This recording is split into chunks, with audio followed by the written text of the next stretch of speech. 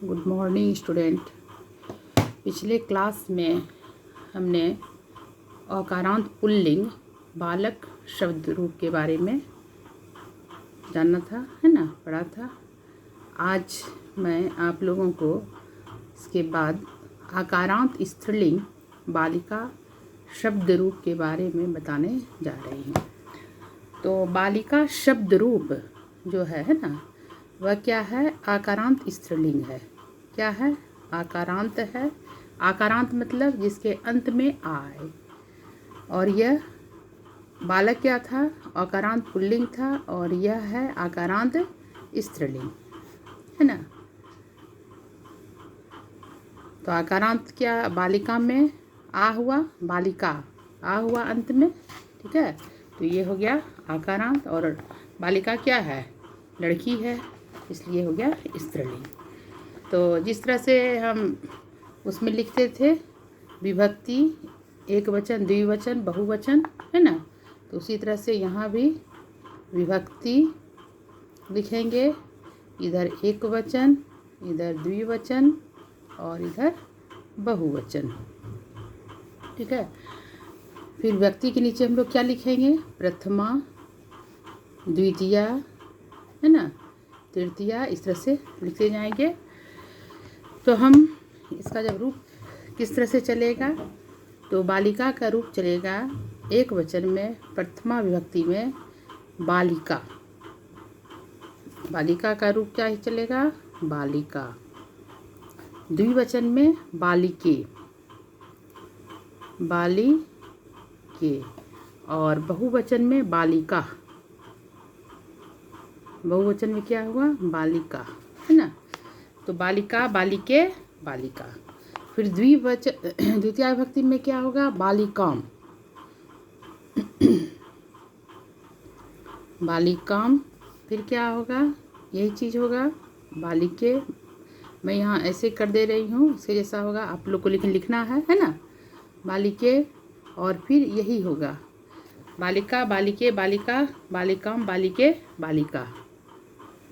Same चीज़ यही होगा द्वितीय विभक्ति में, ठीक है। तृतीया में होगा बालिकया, बालिकया।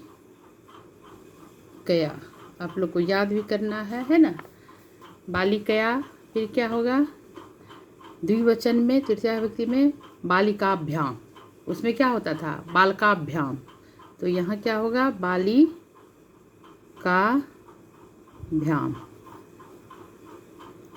और फिर होगा बालिका भी,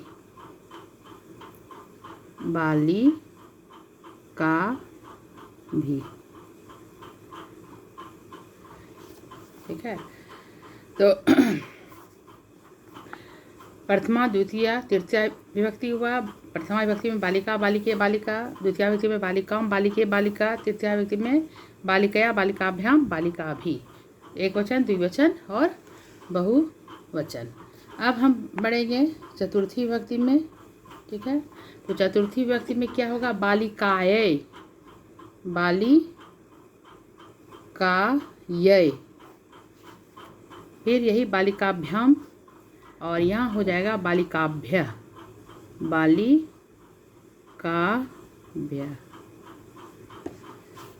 फिर पंचमी में होगा बालिकाया, बालिकाया। फिर क्या होगा? यही बालिकाभ्याम जो है ना, वही होगा। उसके बाद होगा बालिकाभ्य, यही चीज़ होगा। तो आप यहाँ क्या देख रहे हैं कि तृतीया विभक्ति का जो द्विवचन है, तृतीया, चतुर्थी और पंचमी का, है ना, क्या है? जो द्विवचन है वह एक है ना, बालिकाभ्याम। और चतुर्थी और पंचमी जो है बहुवचन में क्या है? बालिकाभ्य। दोनों एक जैसा होगा, ये सब ध्यान में रखना है ना।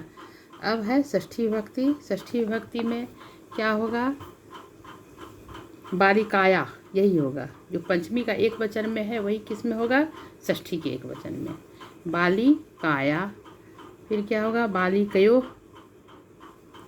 बालिकयो। और यहाँ हो जाएगा बालिका नाम, बालिका नाम। तो आप क्या देखें, षष्ठी विभक्ति के एक वचन में जो पंचमी में था वो सेम चीज़ हुआ है ना। अब हम जब सप्तमी में जाएंगे तब क्या देखेंगे, यहाँ क्या हो जाएगा, बालिकायाम। यहाँ बहुवचन षष्ठी का बालिका नाम है, अंतर देखिएगा है ना। और यहाँ है क्या है, बालिकायाम, बालिकायाम, बालिकायाम है ना।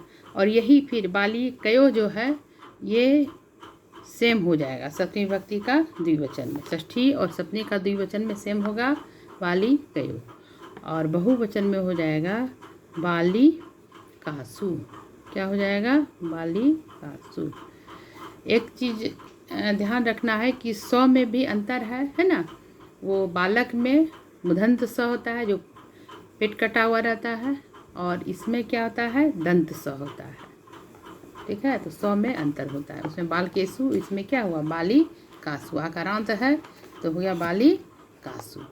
और जब संबोधन बोलेंगे, ठीक है, संबोधन है ना, तो उसमें क्या होगा, हे बालिके, हे बालिके, संबोधन वाला चिन्ह देंगे।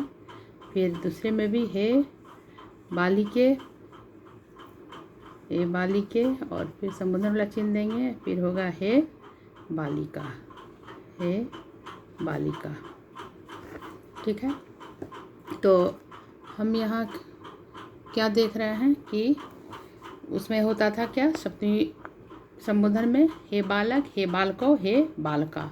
यहाँ है हे बालिके, हे बालिके, हे बालिका। ठीक है, इस तरह से हम लोग आकारांत स्त्रीलिंग बालिका शब्द रूप के बारे में जाने। तो इसके आधार पर हम जो है अनुवाद बनाना सीखते हैं, है ना। तो जैसे अगर आपको कहा जाए कि लड़की जाती है, क्या कहा जाएगा, प्रश्न रहेगा अनुवाद के लिए कि लड़की जाती है, तो इसका क्या बनेगा, लड़की जाती है। ठीक है, तो इसका क्या बनाएंगे, एक लड़की, लड़की मतलब एक लड़की है ना, बालिका जाती है, गच्छति, गम धातु से गच्छ हुआ, और जाती है किस काल में है, वर्तमान काल में है। तो वर्तमान काल में आप लोगों को धातु रूप में मैंने बताया था कि वर्तमान काल जब रहेगा, ठीक है, तो उसमें हम लट लकार वर्तमान काल का रूप जो धातु रूप में पढ़े हैं उसको यहाँ पर रखेंगे, है ना। तो जैसे जाना होता है गम धातु, है ना, उससे जब हम लट लकार वर्तमान काल में बनाएंगे तो क्या होगा, गच्छति। किसमें होगा, गच्छति। तो आप देखे हैं कि इधर प्रथम पुरुष, मध्यम पुरुष और उत्तम पुरुष होता है, एक वचन, द्विवचन और बहुवचन होता है ना। तो प्रथम पुरुष हुआ ये लड़की, है ना, और उसमें क्या लगता है, तीता अंति, प्रथम पुरुष हुआ, और कौन सा वचन हुआ, एक वचन हुआ। आप यहाँ देख रहे हैं एक वचन में है बालिका, है ना, तो प्रथम पुरुष एक वचन हुआ, और गम धातु का भी यहाँ पर क्या हुआ, प्रथमा विभक्ति एक वचन हुआ। सॉरी, गम धातु गच्छति जो हुआ वह प्रथम पुरुष एक वचन हुआ, और बालिका क्या हुआ, प्रथमा विभक्ति एक वचन हुआ। तो इसमें इस अनुसार हम इसको यहाँ पर अनुवाद करेंगे कि लड़की जाती है तो क्या होगा, बालिका गच्छति। दूसरा बोलेंगे कि दो लड़की जाती है, कितनी लड़की जाती है, दो लड़की जाती है। तो दो लड़की जाती है का मतलब क्या हुआ, द्विवचन, है ना। और यहाँ पर द्विवचन में क्या देख रहे हैं, दो लड़की बालिके, तो क्या हो जाएगा, बालिके। और जाती है वर्तमान काल में है जाना, तो इसमें क्या लगेगा, क्या लगाते हैं, लट लकार वर्तमान काल में हम क्या लगाते हैं, तीता अंति, गच्छति गच्छता गच्छन्ति, तो यहाँ पर क्या हो जाएगा, बालिके गच्छता, है ना। तो ये प्रथम पुरुष में कौन वचन हुआ, द्विवचन हुआ, गच्छता। उसी तरह से तीसरा बोलेंगे कि लड़कियां जाती है, लड़कियां जाती हैं, है ना। तो यहाँ बहुत सारी लड़की है, 3 से जहाँ ज़्यादा हुआ तो वो क्या हो गया, बहुवचन। तो बहुवचन में आप क्या देख रहे हैं, बालिका है, तो क्या लिखेंगे, बालिका, और क्या कहेंगे, गच्छन्ति, तीता अंति, गच्छन्ति, है ना। बहुवचन में क्या होगा, गच्छन्ति।